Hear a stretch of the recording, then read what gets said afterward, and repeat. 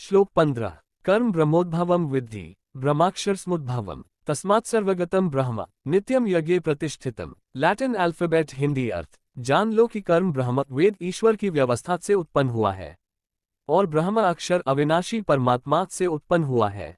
इसलिए सर्वव्यापी ब्रह्म ईश्वर सदा यज्ञ कर्म में स्थित है। सरल व्याख्या। भगवान श्री कृष्ण कह रहे हैं, कर्म कोई साधारण चीज नहीं, ये ईश्वर की बनाई हुई व्यवस्था है। कर्म का आधार ब्रह्म है, यानी वेदों में बताया धर्म और नियम। वेदों का आधार परमात्मा है जो अनंत अविनाशी है। इसीलिए जब हम कर्तव्य जोड़ समर्पण के साथ कर्म करते हैं तो वह ईश्वर की पूजा जैसा बन जाता है। बल्ब इसका अर्थ जीवन में कर्म का प्रकार, फल, यज्ञभाव वाला कर्म सेवा, समर्पण, पाप से मुक्ति, शांति, स्वार्थ वाला कर्म दुख, बंधन। ग्रेटर देन हर अच्छा कर्म ईश्वर से जुड़ता है। इसलिए ईश्वर कर्म में ही प्रकट होता है। ईश्वर मंदिरों में ही नहीं, हमारे कर्मों में भी बसते हैं।